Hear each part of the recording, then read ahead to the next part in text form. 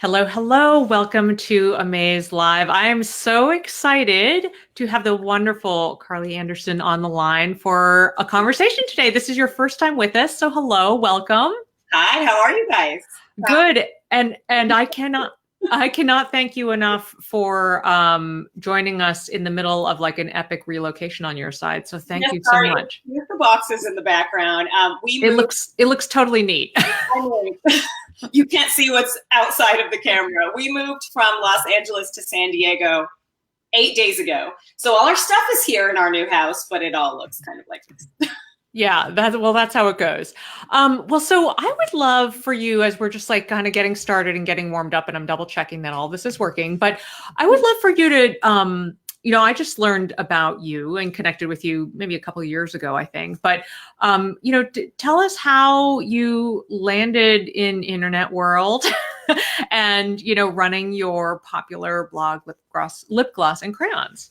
So I actually am not, for the first time in 15 years, teaching next year, but I was an elementary school teacher in Los Angeles for 15 years. I always taught in low performing inner city schools, and I actually started my blog to be a teaching blog. So, oh my gosh, 9 years ago. So long before I was a parent, I had just gotten married. All of my friends had those family travel blogs. You remember when that was very trendy a number of years ago, and it was like for the grandparents and the uncles that lived on the other part of the country. Well, I didn't have kids, but I wanted a blog because everybody seemed to have one. And I decided I was going to write about my lesson plan. So I was going to do these cute little blog posts about how I was teaching my kids long division or how to write a paragraph. Well, that lasted for 2 months because we were on summer vacation, right? And who wants to write about work on summer vacation? Then I just sort of started writing about makeup and jeans and living in LA. And it was a total hobby. I never meant for it to be anything more than that. And it evolved over time. When I had my daughter, she was actually born with a facial birth defect that kind of covered one entire side of her face. And at first, I was very hesitant to even talk about that online. We had, in fact, decided we weren't going to put her online at all, which probably, if you look at our blog or Instagram now, that's a common. You'd be like, yeah, Like, she's online. So I had really decided not to go that route until a friend of ours said, "Oh, you're not going to put her on like your blog, right? Because of that thing on her face." And of course, my reaction was, well, "Oh, yeah. they're not putting her on my blog." Wow. Okay. And I think they were saying it from the standpoint of people on the internet are not always kind. It wasn't to be mean, but I started to share more about the medical treatment that she received. And I realized that sharing this personal part of our journey not only resonated with other people, but it allowed me to connect with other parents who are going through something similar. And it kind of just evolved from there. So Amazing. So what was your site called before Lip Gloss and Crayons? Was it? everybody asks this, it's always been the same name because originally because crayons with teaching. Yes. Yes. Right. And I feel like every other blogger on earth goes through some type of rebrand. It still works. My goal is to never change. I like it the way it That's is. amazing. That's amazing. Hopefully there will always be lip gloss and there will always be crayons somewhere in the mix. Well, first, I admire you as somebody who struggles with different internet properties. But I think that is, first, I love that you have a teaching history. I feel like I know a number of, influencers and, bloggers, writers, whatever, who come from an education space. And it's so awesome. I love teachers. And we at AMAZE love teachers. But I also think, and you can tell me more, but I think this journey with your daughter is such an interesting intersection. I did not know that piece of the story. I feel like so long ago. I mean, she's 5 now, and the internet moves in like warp speed, right? Yes. So a lot of people that we interact with online now, potentially we didn't then. And so it's always nice to be like, hey, this is where this came from. It wasn't just this random, let's put photos up of us twinning on the internet type of thing. There was, which is great. I love a good twinning photo, but there was a more serious motivation behind why it started. And because you can no longer see that birth defect because she did receive medical treatment for it. maybe people don't know that that's a part of the backstory. So every now and again, I'm like, I should really talk about that again. I mean, it's been a while since I brought all this up. Sure. Well, I think it's such an interesting connection to what we're talking about today because, and I would love, you have started this incredible body positivity movement. I mean, it really is a movement. And we'll talk about the hashtag in a moment, but tell me, was there a connection, like a explicit or just kind of it just happened between, what you were dealing with your daughter and then your own sort of journey on the internet? I mean, we've all seen as women and just as people in general, that there are so many positive things about the internet. And then there are so many things that maybe are not so positive. The reasons that we had hesitated to put her on the internet in the first place ended up being the things that motivated me to do the things that we're doing now. And a huge part of this was not only am I looking at my own daughter, I mean, she's 5, right? But I taught elementary school for 15 years. So I was also looking at the way that all these other girls were starting to interact with media in general and the messages it was giving them.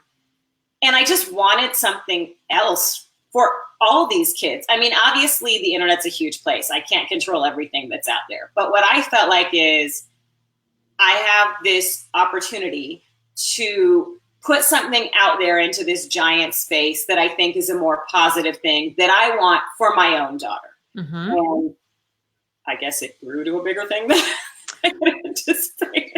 Well, it sure did. So let's go ahead and talk about it because it's summer. and I'll link up your Instagram after we finish the broadcast. But so you started a hashtag called Just Wear the Suit. And I should tell you, I don't know if you'll remember this because I'm sure a million people tag you on this, but last summer it inspired me to just wear the suit. And I do look at them all. I do look at every tag. Yeah. No, but you want to hear this, the stupidest thing that was getting in my way of putting on my suit is I play a lot of tennis in the summer. And so I had that ridiculous like 4-inch tan line, shorts line. And I felt like I looked so ridiculous that I couldn't get in my bathing suit. And I was like, what am I doing?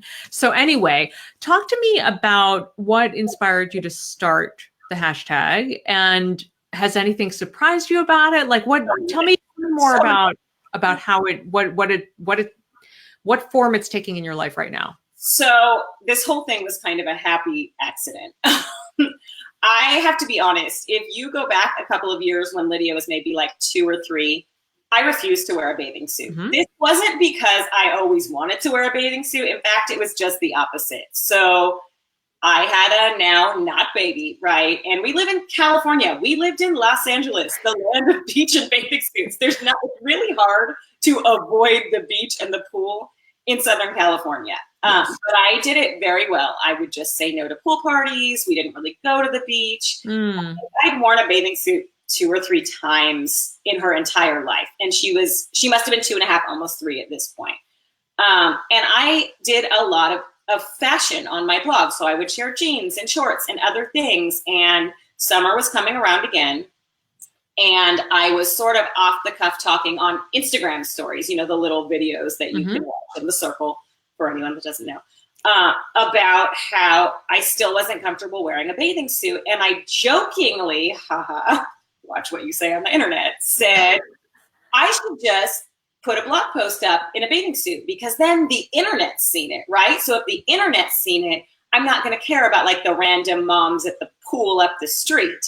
Well, little did I know how much that would resonate with other people. I got more messages than I've gotten about anything to this day. Women saying, I feel the same way. Yes, do it, because I really don't see a lot of women who I relate to visually sharing themselves in a bathing suit. And then I felt like, yet again, just like when someone said, you're not going to put your daughter's picture up there. Oh, I said it. So I guess I have to do it now. So really, the lesson is I should not say things I don't want to do on the internet. I avoided it for a while, like a month or 2. I kind of just pretended I never said it, and the messages kept coming, and I thought they'll forget about it, and the messages kept coming. And so I finally decided, okay, you know what? I'm just going to have a friend who's a photographer, who's a professional, take some nice photos, I'll put a blog post up and I'll like call it a day, right? I've done the thing I said I was going to do. I can move on. Bucket list done. Yeah. Right, exactly. And little did I know yet again. So I went to the privacy of my friend's home. She had a pool in her backyard. I almost had an anxiety attack, which sounds ridiculous. Like when we're talking about all the other things going on in the world, the fact that this is the thing that gave me anxiety sounds crazy, but that's how I felt. I was so uncomfortable. So I took these photos. She edited them beautifully. She sent them over to me. My first reaction was, oh, I don't look as bad as I thought I did, which was an interesting experience, right? Like it's not really as bad as I imagined. Okay. Yeah. And then I sat on the photos for a while and did nothing with them because I still wasn't comfortable. You're like, maybe people will just forget if I don't do it. Exactly. And I wrote this blog post and I hit publish on it while I was in New York on a trip with a girlfriend because I figured I would be so distracted that like it would just go onto the internet, go into the ether of the internet, and I'd never think about it again. Well, of course, it was the highest traffic day that I've ever had on my website. Like, of course, right? This is how it works. The messages just kept coming. And I felt like now I had to do it again. It became kind of this thing. So in the beginning, it was just me. There was no community of other women. And that was for an entire year of me just posting these photos and they would get a great reaction. And then I would kind of move on. And a little over a year ago, so I guess before the start of last summer, I was at a conference. I was at Mom 2.0 actually. And there was so much talk about community that I left this conference and felt like, well, my goal in all of this on the internet is to build community. It's not just to post photos of myself and like get a lot of likes on them. That wasn't really the point, right? So I spent a little while thinking about, okay, how can this involve other women besides me? And frankly, will anybody even participate? I had this fear if I asked the world to put pictures of themselves in a bathing suit, that it would be like an echo chamber and nobody would answer. Obviously, that is not what happened. So here we are a year later. And so I wrote a blog, Instagram post and a blog post saying, I really want to expand this to a community. I hope you guys will also use the hashtag just wear the suit, and you don't have to look perfect and these don't have to be professional. This is really about us connecting with each other. And it blew up into this, I mean, I guess you would say movement in a way that I didn't expect. Didn't last year or the year before or something, didn't you put out kind of an informal challenge? Like, wouldn't it be cool to get X number of photos with the hashtag? I did. So last summer I said that I wanted to hit, oh my gosh, I think in the beginning I said 500. Now we're at almost 2,000 photos. A lot of bathing suit photos. So that's amazing. It's amazing. I mean, and I think the thing for me that's so amazing about it is that I see other women connecting with each other. It's not just my thing anymore. And that was my goal, right? Like I am one person now in San Diego, not LA. That's the move. But I didn't want it to be about me. My goal was never for it to be about me. Right? My goal was to create a space where we're all having this conversation because it's the same yet different for all of us. For you, it was tan lines. For me, it was my thighs. I've heard women say, people made fun of me for being too thin, too tall, too fat. It's everything. And I think we can all find someone to relate to within this hashtag, which was kind of the whole point behind it. Right. Oh, so amazing. And how did what do you think your daughter's awareness has been about this? Like, have you talked to her about it? Did she know it was happening? I'm sure she was kind of like, yay, we're going to the pool again. Exactly.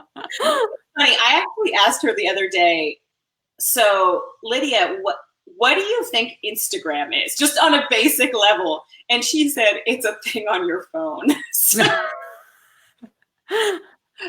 I think, does she understand the messaging behind just wear the suit? 100%. I have heard her say things like, wow, Mom, you look beautiful in your bathing suit. Or I really like that one. It looks pretty on you. And I even hear her say, I think I look pretty too, which that to me is more important than the entire social media piece, right? I don't think that she can conceptualize that Instagram is something beyond in my phone. I mean, she's 5, but the older she gets, it's something I think we'll continue to talk more about. And as a family, we obviously continue to discuss what we want her to be involved in as she gets older, what is or is not appropriate, what she personally is comfortable with. And there are times that she says, I'm not interested in being in a photo, and that's fine. I mean, that's important for her to be able to say. But as of now, she's getting the messaging behind it, which is the most important part to me. That's fabulous. Well, so the last sort of official thing I wanted to ask you about was, whether these conversations about body positivity have kind of, she's 5, which is sort of not even the beginning, but, starting at age 4, usually kids start having a lot of questions. And so I was just curious, only as much as you want to disclose or share, but have these conversations translated to other things like about health or bodies? I mean, actually, what you just said about her sort of having agency and a say in whether she's in a photo, I mean, that's consent, which is awesome. Like, so you're already teaching her about that. People get scared about talking about these things, but this is a key example how it's a real simple little everyday thing that shows her that she has a voice. It's so funny. I was out of town this weekend at an event with a group of other bloggers, and we were talking about children being in photos. And this is a prime example. And maybe I have a unique perspective because I worked with kids this age for 15 years in a professional capacity. My feeling was allowing her to choose whether she's in photos or not exactly is a precursor to other conversations about consent and what she is and what she is not comfortable with. So I said this to them, I'll say it here, I say it everywhere. I want to message to my daughter that when she says, I am not comfortable doing something, that people listen to that and that she has a right to say it. So whether that is taking photos at the beach or feeling uncomfortable with someone sitting really close to her and she needs space, I do think that's something that you talk about with a 5-year-old. And in general, in terms of all of this, I try to allow her to be an active participant in the process as much as possible. So if we are taking pictures, things like her saying, I feel comfortable wearing that and I don't feel comfortable wearing that, is an important thing for her to say. I even show her the photos before they go on the internet. Obviously, she doesn't fully understand what the internet is, but her going through that behavior of, I would prefer to use this photo, or I like this photo, I think is important. And that conversation will continue to evolve as she gets older. I also think in general, as a parent, something that I try to be really cognizant of is when my daughter is 15, am I going to feel comfortable showing her these photos and saying, hey, we put this together when you were 5? Yes or no? So, I mean, it's a conversation that we continue to have as a family in general. Yes. And I have, my girls are 8 and 14, and I will tell you the conversations, they just keep happening. There's so many of them. Sure they do. And in fact, I was, it's interesting thinking about this trajectory, with Lydia being, you said 5, right?